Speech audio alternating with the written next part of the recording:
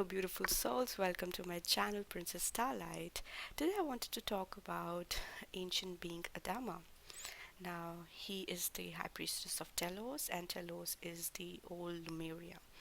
So, who is Adama? A very ancient being who has been around the planet and living right now within Mount Shasta.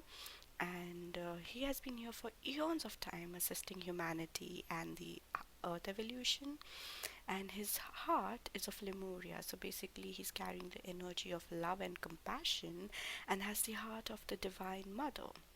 And he works with the return of Christ consciousness, that's the fifth dimensional consciousness of love and light on this planet. So he's the ascended master and the high priest in the sacred Lemurian city of light called Telos, that is beneath Mount Shasta in California, USA. He serves as the head of the Lemurian Council of Light, located in Telos, and he is the ambassador and the diplomat of the Galactic Federation of Light and represents the beings below and humanity above. So basically, we are the surface dwellers because we live on the surface, and then there is a middle earth, and they live there, and there are beings living in the middle earth. So where you get the Agatha, they have Agatha systems to travel within the planet, right? And Lemuria is basically it's it's a very very ancient continent, just like Atlantis. So Atlantis and Lemuria, they existed side by side, and they had war, and that's when the continent sank within 12,000, 15,000 years of time period. And these beings, basically, like we as humans, our life cycle is like 80 or 90 or 100 years, right? And sometimes 110 or more, but that's the only limit for humans. For them, their lifespan reaches approximately 30,000 years. So when their planet, their continent was about to sink, the priests in that continent predicted that within 15,000 years, the land would sink, and that means they are still living. So they need a new place. So there's another story of how they approach the Galactic Federation, and they have to apply to Shambhala, and they have to present their case, and they are very very, they feel bad. They obviously realize what they have done, what this war has brought to their people, and to the consciousness level, the vibratory level, it just decreased very badly. And they realized everything, and they said that, obviously, but there are people and we need to save them. So that's when, after going through, it's like, you have these it's just like, there is an entire government sitting, and they hear your case, and that's when they got this land beneath Mount Shasta, and they built the city Telos. So city Telos was almost complete, but it sank like within one night. All of a sudden, it was not anticipated, and that's why many could not survive, and only few were able to reach back there, and now they live in Telos. So he is basically the head, let's just say, like a headmaster in the school. So he looks after the light, and he looks after the people there. He serves the councils, presents the cases, and he's the ambassador and diplomat to the Galactic Federation of Light. And Lemuria is the team. So Adama, along with his Lemurian team, he oversees the establishment of the crystalline grid around the planet. So you can always connect to the crystalline grid. You just need to go stand, bare feet with Mother Earth. You can sit next to a tree, and you can connect with the crystalline grid. There are many ways. You can find that on YouTube, Google, and these beings, the Lemurians, they are basically, you can just say they are like a city of light, right? So they are very highly advanced spiritual wisdom carrying beings, and the king and queen of Telos are known as Ra and Rana Mu. Alright, so sometimes when you meet Lemurians, they would keep saying moo moo. I remember when I did not know about these things, like when I wasn't awakened, I would keep saying moo moo. I don't know why, alright? So Lemuria can be also called moo by many people. Now, the Lemurians are still living in Telos, and they are the survivors from the surface Lemuria. So, basically, before Lemuria was on surface, right? And now they are survivors, and they have been living in isolation from surface folks, that is us, for more than 12,000 years now. But now we are in the Aquarius age, and we have to shift from 3D to 5D consciousness. That's Christ, Krishna, Buddha, whatever you want to call it. Basically, a consciousness of love and light. What you give is what you get back. What you sow is what you reap. Basically, so if in every situation, every thought, every emotion, you are inculcating the feeling of love and light, you will get back that. But if you are judging, if you're criticizing, then that's what you're going to get back too. So you have to be very careful of what you're thinking, what you're feeling, and what you're sending out to the universe. Basically, you're sending out a signal from this body, this system, and you're getting that back. So now let's see, like, we've formed the government, and there's a council, there is a high priest, so basically he's like the master, headmaster, all right. And now there are projects running. So there is a project Ascension for Aquarius age, and it's like a collaboration of many masters to help many souls ascend towards that dimension. Now in this collaboration, we definitely have Saint Germain. He's a master for 5D. And then we have Serapis Bey, Master Hilarion, Lord Lanton, Paul the Venetian, Master Elmoria, Lord Metri, Lord Sanada, and Sanat Kumar. So Lord Sanada, he was initially the Lord of the world, but now Buddhaji sits in his office, and now he is the Lord of the world. So together they are all members of the Great White Brotherhood of Light, and the Lemurian Brotherhood helps in the ascension progress. So there is a big brotherhood which is called the Great White Brotherhood, and then they have branches, and then there is a Lemurian. So one of the branches is Lemurian Brotherhood, and they help in the ascension process basically. So a little bit of background about the Great White Brotherhood of Light. This is a spiritual organization composed of those ascended masters who have risen from the earth into immortality. So basically they have cleared their karmic debts, and they have like, this is earth is an elementary school for souls. So it's like you just have to pass the exam, and once you clear the exam, you can be promoted to next level, right? Same way, they have cleared 51 or more percent of their karmas, and now they don't have to reincarnate again and again into this life of this cycle of birth and then death. So I wouldn't say death, but a transition of soul from one body to another, and then again, you come back, and basically you're coming back again and again till you clear your karmic debts, right? So they have already cleared that, and now they have risen from earth into immortality, but still maintain an active watch over the world. Now, H.P. Helen Blavatsky, she was a Russian author and founder of Theological Society. She believed that the ascended masters of the Great White Brotherhood were world's hidden leaders. Members of this mystical brotherhood guided the destiny of the planet. Her ideas contributed to expectations of a new age. So basically, she wrote that how these are the main leaders of how a world is supposed to ascend.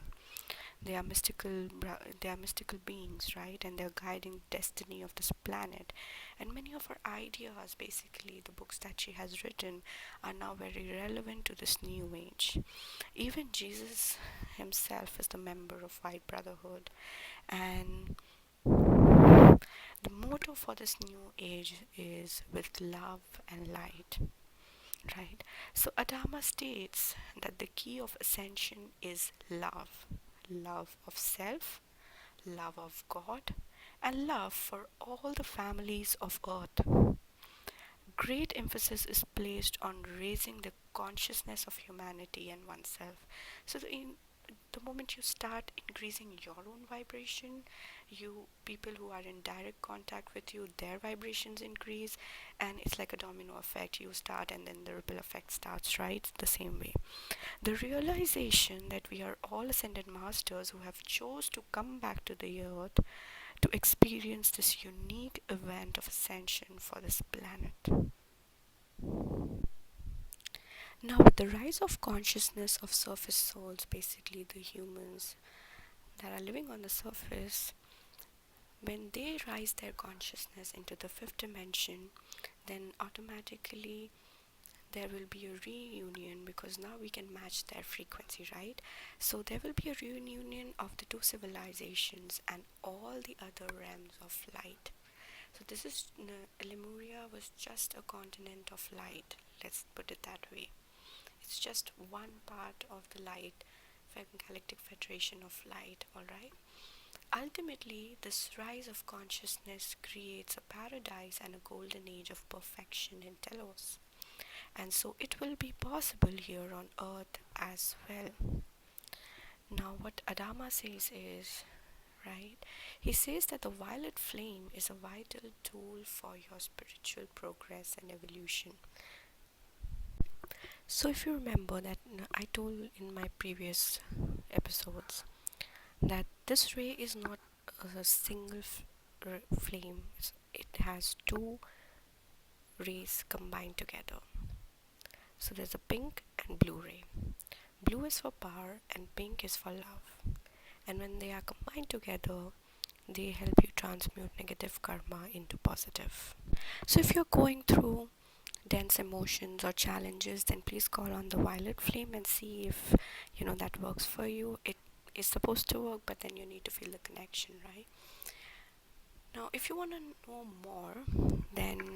more about Telos or Adama, then I'm referring to books. I picked them up from Google just for introduction purposes. Book 1 is On Assignment with Adama, Mount Shasta, Telos, Lemuria, and Sacred Earth Sites. This book is written by Susan Isabelle. The author talks about how she met Adama atop of Mount Shasta and somewhere in 1999 and agreed to work with him for humanity and seal 36 sacred sites, earth sites, with him and Lemurians. She says that Adama is holy and the people of Telos or Shambhala are an ascended future people. Book 2 is Telos, Love Between Dimensions. This book is basically guided by Lord Adama and is written by Ayelet Segel. So I'm going to share the cover page, so basically you can read that. And in this book the author is basically talking about the multidimensional universe and 5D dimensions and beyond that are attainable for living. And at age 35, during one of her spiritual journeys to the sacred city of light, Telos, and that's in Northern California, she acquired the ability to shift back and forth between the 3D dimension of ordinary reality and the 5D dimension of elevated consciousness. She also talks about her soul partner for many lifetimes, who is a female light body, and her intense relationship at all levels of emotions, romantic, spiritual, and more. So the more you start working with rising your vibration, you would be able to you see that shift slightly, that you're shifting from those negative dense thoughts and emotions, that's the 3D dimension, to 5D. And the more you practice, quickly you'll start jumping to that 5D reality for yourself. Now the information that I put out to you was taken from website teloschannel.com, mslpublishing.com, and Summit Lighthouse. And Summit Lighthouse was sponsored by White Brotherhood and a little bit more, so you can look into it that also. So they provide basically materials for teachings of the Ascended Masters. And I was about to end my episode here only, but then a funny thing happened that before recording this, I was just through my thoughts, I was like thinking that I'm talking to Adama, and I'm like, is this enough? And I wasn't sure about what to put out there, and how do I, and is there anything more I need to cover, right? And all of a sudden, I landed on a channel message. This message is channeled by Pleiadian, Syrian, and an Arcturian council. And the message is channeled by Asara Adams. And I had picked the research material from her website, Telos channel, that I've shared with you in this episode, right? And when I saw that, and then Telos was written there in that channel message, I just had to share it with you. So give me some more time. I'm gonna read the message. Again, I say it in every episode, that take what resonates. Your soul is unique. It has its own blueprint, and you will know what is best for you. So please pick what resonates. Now, the message is from the Pleiadian, Syrian, and Arcturian Council of Light. They start by saying, "We are here now. We love you. We are you from your future to assist you on your path. Dear one, your galactic families of light are holding the energies of love and light around your planet to support the ascension of Earth. Humanity is near and dear to our hearts, as you are our brothers and sisters. We are calling you towards your ascension and your ultimate mastery of the human experience. You came into this embodiment knowing that you will bring divine perfection to this world by mastering your physical, emotional, mental, and spiritual experience. Your reality is orchestrating different ways to present you with challenges appropriate to your attainment in that moment. When you have overcome the challenge, your reality responds quickly with divine manifestation. This is similar to a school curriculum, and when you begin to see it as such, you are able to feel less helpless.